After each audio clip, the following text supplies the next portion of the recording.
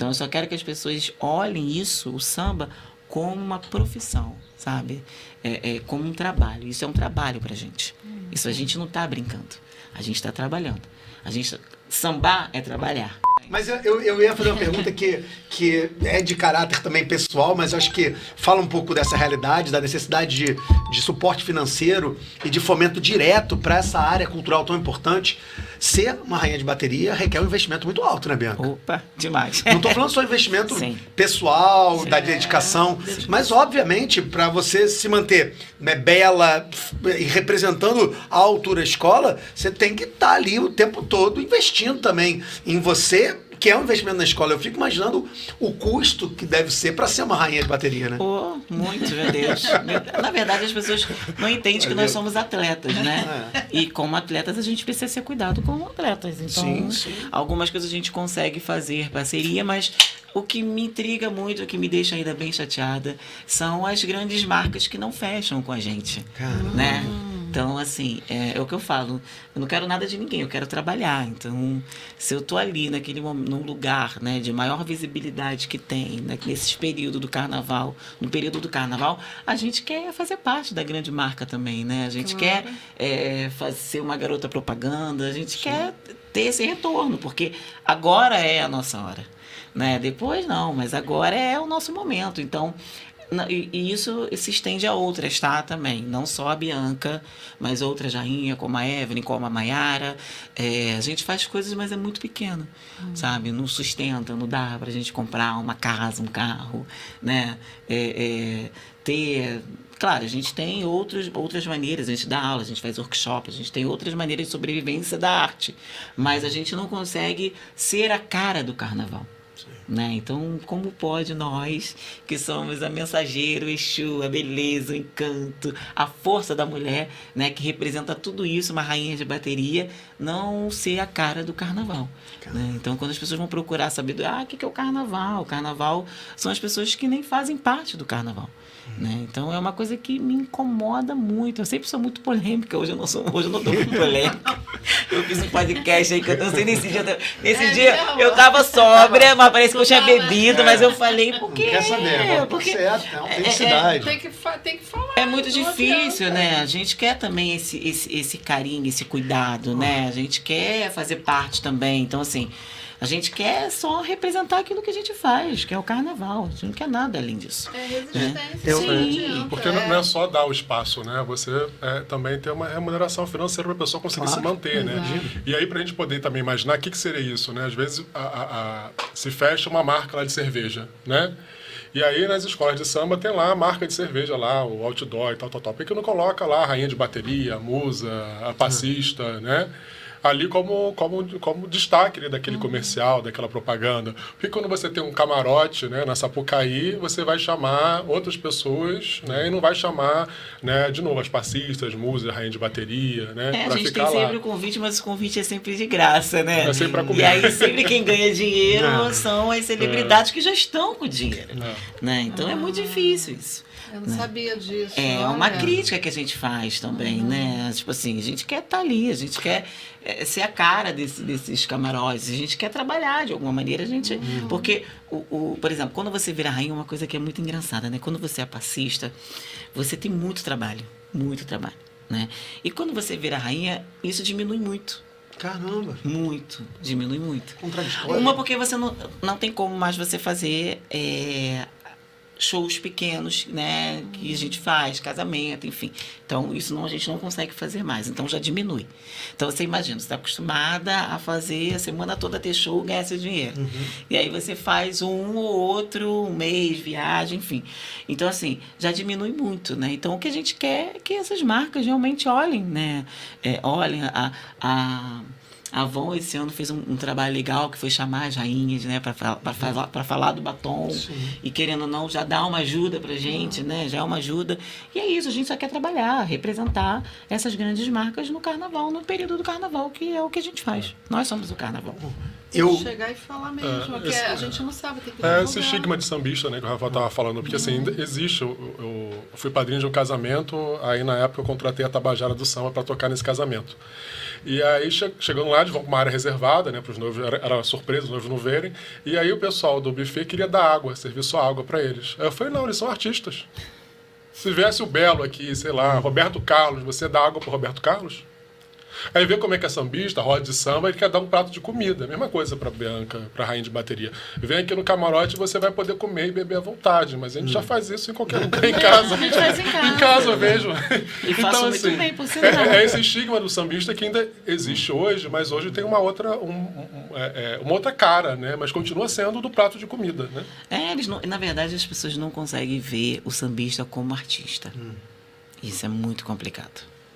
Né? Eles não conseguem olhar pra gente e falar, não, você é artista. Não, né? Pra gente é artista. Não, isso. mas para as pessoas não conseguem ver. Sambista é sambista, artista é artista. E a gente fez até uma gravação com a Érica Januza. A Érica Januza falou que ela perdeu algumas marcas por ser a rainha de bateria da Viradouro. Caramba, olha isso. Porque algumas marcas não querem se associar às escolas de samba por conta disso, né? De ser um espaço ainda muito marginalizado, né? Com preconceito muito... Né? E você vê, no tempo que nós estamos hoje, ainda existe muito isso, né? Resistência. É impactante ouvir você falando de dentro pra gente, porque pô, um patrimônio imaterial da cultura brasileira, um espetáculo fundamental. Lá fora, pô, eu que vivi lá fora, o que conhece do Brasil é o samba, em qualquer lugar. E o que conhece do Brasil, não só pelo espetáculo, mas pelo enredo que se propõe a contar múltiplas histórias, né? Mas é impressionante como a gente precisa expor isso, né, Bianca? Virgílio, como a gente precisa falar. Porque eu até quero caminhar já pro final nesse sentido, perguntando para vocês o que vocês esperam, o que vocês gostariam, assim, se a gente se encontrar daqui a 10 anos e falar assim, pô, nesses 10 anos, olha como a gente evoluiu nesse aspecto. Para onde vocês acham que o samba, né, de modo geral, precisa mais evoluir? Eu quero ver isso de vocês. Mas só queria uma parte antes, dentro da fala da Bianca. Imagina só, alguém que como a Bianca falou, né, o Exu abre caminhos do carnaval, alguém que representa nos consulados internacionais, mundo afora, que viaja, cuja imagem representa, né, esse símbolo do sincretismo, que a gente processa isso mal ainda, mas que representa essa sociedade que luta para se ressignificar, ainda na hora do peso da balança mesmo, na hora de valorizar o espetáculo, o valor não para em quem é o artista que é o protagonista da festa, né? Isso é impressionante que a Talvez gente com os pense sobre projetos isso. desses mude a mentalidade exatamente das pessoas. Sabe? Na verdade, é o que a gente está fazendo agora, na verdade. A gente está saindo desse espaço e tentando entrar em outros lugares, na verdade, é isso, né? Porque assim, eu sei, por exemplo, eu não é pretensão minha. Eu nunca quis ser cantora, eu não vou cantar mesmo, né? Mas assim, atriz, nunca me vi fazendo novela, nunca me vi, sou sambista, né? E quando as pessoas perguntam assim, qual é a sua profissão? Eu falo, eu sou sambista. Antes até de falar que eu estou fazendo serviço social, eu sou sambista, porque tudo que eu fiz na minha vida, né, é com dinheiro do samba, né? Então, a minha história toda vem. A Bianca, ela é Bianca Monteiro por conta do samba, por conta da Portela. Né? Então, é um nome que anda junto, né? Não existe isso. E aí, as pessoas negam isso, né? Você vê que a maioria das pessoas, elas falam assim, vai dar o currículo, Bianca, assistente social, não, Bianca sambista. Bianca rainha de bateria, entendeu? Elas têm isso, não, uma coisa, outra coisa. A grande maioria tem formação, né? Tem nível superior e nem exerce, porque vive o samba. Né? Tenta usar... aquilo ali não vai valer de nada, né? Porque eu acho que o canudo ele só vale quando você usa aquilo ali para alguma coisa. Quando você não usa, é só para dizer que você tem. Para mim não faz nenhuma diferença. Mas é isso, né? As pessoas têm essa vergonha. Você precisa falar que você é formado, porque só sambista você não pode falar que é sambista, né? E quantos outros aí que a gente já falou aqui agora, né? Marçal, grandes outros que não teve formação acadêmica e estão aí na história, né? Na história do samba, na história da música popular brasileira, através, né? Porque são figuras autodidata que nasceram fazendo isso e morreram fazendo isso e deixaram esse legado, né? Deixaram o toque da Portela, outros mestres deixaram o toque de outras baterias, né? Fizeram toda essa construção dessa história que a gente está falando hoje. Então, assim, como não valorizar essas pessoas, né? Como não olhar essas pessoas como artista, né? Eu na pandemia, eu fazia muito... A gente fazia quentinha, né? Para distribuir nas ruas, todas as terças-feiras. E aí teve um projeto que eu fiz com o Departamento Cultural, Social da Portela, que foi a entrega de cesta básica. E a gente fez umas quentinhas, né? Se eu não me engano, foi no aniversário da Portela, eu acho. Na pandemia. Sim. E aí, eu me deparei com uma situação de uma pessoa, né? Que eu sempre conto essa história aqui porque eu não consegui, na verdade, nem entregar a quentinha, né, para ele, porque uma pessoa que fez muito pelo samba, já tem uma certa idade, né, e a gente foi oferecendo para as pessoas da Portela, né, e aí ele foi lá pegar a cesta básica. E quando ele sentiu o cheiro, né, ele falou assim, tá cheiroso, o que é isso? Eu falei, tio, não, a gente está fazendo aqui a comida para entregar para as pessoas em situação de rua, tá. Aí ele falou assim, você pode me dar 2 quentinhas, porque a gente está sem comer lá em casa. Caraca. E aí, eu fiquei tão... Sabe quando abre um buraco e te enfia nesse buraco, assim? Que também uma das coisas que começou a me dar esse choque de realidade. Eu falei, calma aí, aonde o artista, sambista vai estar daqui a 10 anos, daqui a 20 anos? Que isso? Uma pessoa que dedicou a vida toda, né? E aí fala assim, mas a escola, a agremiação ela não vai conseguir, ela não tem ela não vai ter financeiramente dinheiro para sustentar todo mundo na sua aposentadoria, não é isso. É um plano de carreira que a gente tem que fazer com essas pessoas. Sim. Né? Nem que vá lá, a pessoa trabalhe, enfim, né? E no final ganha um salário mínimo, mas ela tem que ter uma dignidade na vida. Claro. Que isso? Né? E essa pessoa só vale quando ela estiver ali no momento. Depois que ela não tiver mais, ela não vale nada. Então, eu nem não conseguia. Aí fui lá, falei com a Beth, não, comecei a chorar. Falei, Beth, ela não vou lá entregar.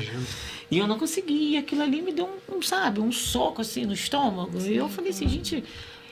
Quem sou eu daqui a alguns anos? Sabe? Então, será que a gente está no caminho certo mesmo? Será que eu estou fazendo certo? Será que eu abri mão de tantas outras coisas na minha vida para estar nesse lugar? Será que é o certo a se fazer? Então, isso acabou, né, conflitando. E isso fortaleceu ainda mais iniciar o projeto. Falei, não é esse lugar que eu quero, né, estar em mim, que os meus estejam também. Porque essa é a preocupação, né? Eu acho que uma coisa que a escola de samba ela faz muito com você, né, e ela faz isso muito bem, é que você não consegue ser uma pessoa egoísta dentro desse espaço, né? Você pode até, né, ter lá o seu jeito, claro, cada um tem seu caráter, mas dificilmente porque a gente está aqui, tem esse bis aqui para comer no show e a gente divide, tem que um pedacinho, sabe? Todo mundo divide. Né? Porque não tem como, sabe? Não tem como eu só nesse exato momento pensar em mim, sabe? No meio de uma pandemia, onde vários artistas que precisam, né, que só tem aquele dinheiro ali como fonte de renda, estão passando necessidade, você pensar só em você. Então, isso faz você ser uma pessoa melhor, sabe? Olhar isso de uma outra maneira e querer lutar. Então, a minha luta hoje não é só pela Bianca, né? A minha luta hoje é para que daqui a alguns anos, 10 anos, como a pergunta que você fez, a gente possa estar no nosso lugar de direito com dignidade. Nós somos profissionais daquilo que a gente faz e eu quero que as pessoas entendam isso. Eu não quero que as pessoas tenham pena, bonitinha, Bianca, bota a Bianca no sol, tira a Bianca do sol. Não quero isso. Eu quero ter o meu trabalho, eu quero ter meu dinheiro, em cima do meu dinheiro do meu trabalho, comprar a minha casa, ter a minha independência, entendeu? Como eu vou fazer isso? Mas eu tenho que ter essa oportunidade, possibilidade de fazer isso. Isso não pode ser negado para mim, sabe? Então, eu só quero que as pessoas olhem isso, o samba, como uma profissão, sabe? Como um trabalho. Isso é um trabalho pra gente.